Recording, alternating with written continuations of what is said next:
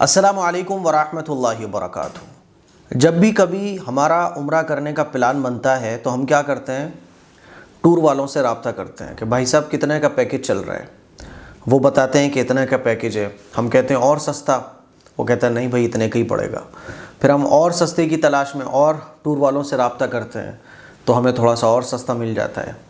کبھی کبھی کیا ہوتا ہے کہ ٹور والے بولتے ہیں کہ دیکھو ٹھیک ہے آپ کو اتنا سستا پڑے گا، لیکن آپ کو ایک سامان ہے جو ہمارا لے کر جانا پڑے گا۔ آپ کہتے ہو ٹھیک ہے بھائی اس میں کیا پرابلم ہے۔ میرے عزیز بھائیوں، میری بہنوں، آج جو خبر میں آپ لوگوں کو سنانے جا رہا ہوں، یہ خبر آپ لوگوں کو، ہم سب کو الرٹ کرنے کے لیے ہے، ہماری اور آپ کی آنکھیں کھولنے کے لیے ہے۔ دیکھو اب جو زمانہ چل رہا ہے نا، یہ فتنہ فساد کا زمانہ چل رہا ہے۔ خیر بہت کم باقی بچی ہے، شر غالب ہے۔ پہلے زمانے میں 20 سال پہلے بھی آپ چلے جائیں، 30 سال پہلے چلے جائیں تو خیر غالب تھی، شر کم تھا۔ لوگ کہیں جاتے تھے 4-6 گھنٹے کے لیے تو اپنے گھر کو کھلا چھوڑ جاتے تھے، پڑوسی سے کہہ جاتے تھے ارے ذرا ہمارے بچوں کا خیال رکھنا، ہمارے سامان کا خیال رکھنا۔ خیر غالب تھی، اب خیر غالب نہیں ہے، اب شر غالب ہے۔ اسی لیے ہمیں اور آپ کو اپنی حفاظت خود کرنا پڑے گی۔ ایک خبر، یہ شاید کیرانہ کی خبر مجھے سننے کو ملی کل رات، کہ ایک گروپ گیا تھا عمرہ کرنے کے لیے، تو تقریباً 9-10 لوگوں کو جدہ ایئرپورٹ پر جو عمرہ کرنے کے لیے گئے ہوئے تھے ان کو گرفتار کر لیا گیا۔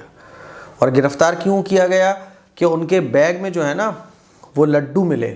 ان لڈو میں کوئی کیپسول تھا جس میں ڈرگس تھی، وہ کیپسول ڈرگ سے بھرا ہوا اللیگل کوئی چیز تھی اس کیپسول کے اندر، اس کو لڈو میں چھپایا گیا تھا۔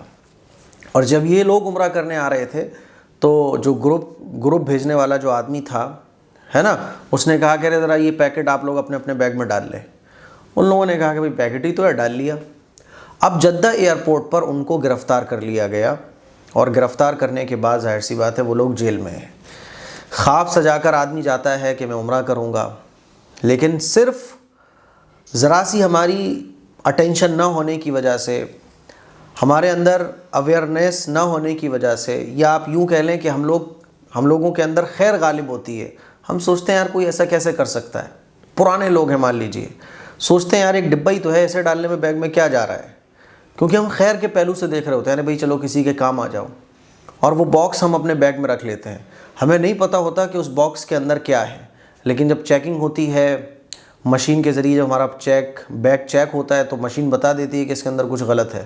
جب چیک کیا جاتا ہے تو اس کے اندر وہ نکلتا ہے۔ اب اللہ بہتر جانے ان 9 عمرہ کرنے والوں کا کیا ہوگا۔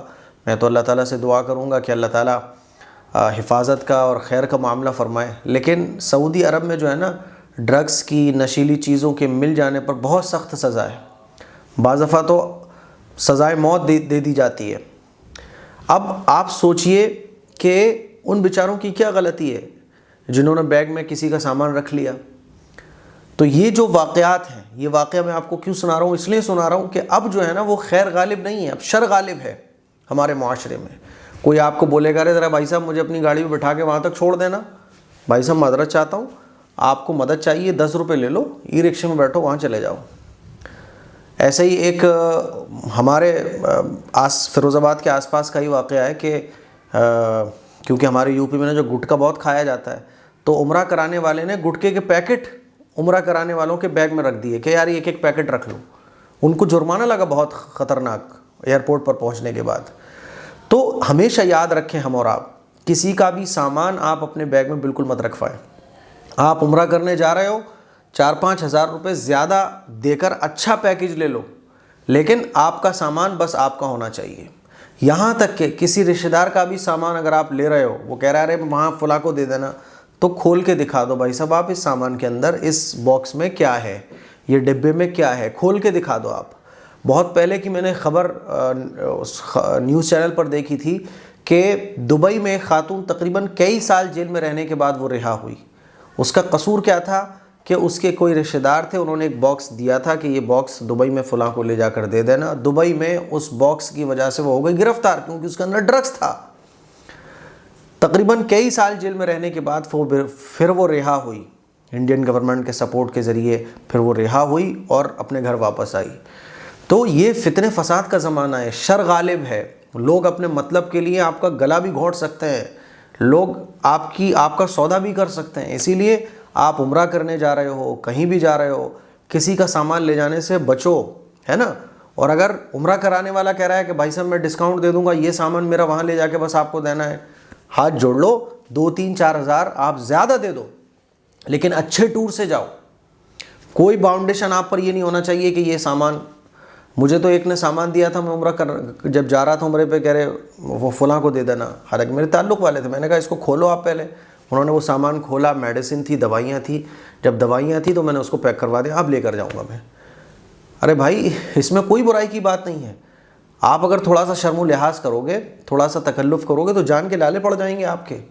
اب وہ لڈو کے باکس کی وجہ سے آپ دیکھیے 9 لوگ گرفتار ہو گئے. سمجھ رہے ہو میری بات کو؟ تو عمرہ کرنے والے جتنے بھی لوگ ہیں، میں نوجوانوں سے کہنا چاہوں گا، اگر آپ اپنے والدین کو عمرے پر بھیج رہے ہیں تو ان تمام چیزوں کا خیال رکھو. کوئی رشتہ دار کوئی باکس دے رہا ہے، کھلوا کے دیکھ لو پہلے. سمجھ رہے ہو؟ کھلوا کر دیکھ لو پہلے. عمرہ کرانے والا کچھ دے رہا ہے، بالکل مت لو.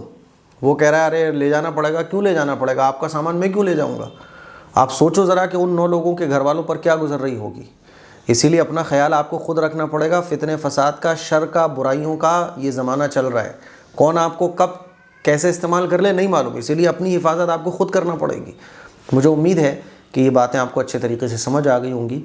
اس کلپ کو شیئر کریں، دوسروں تک پہنچائیں. السلام علیکم ورحمۃ اللہ وبرکاتہ.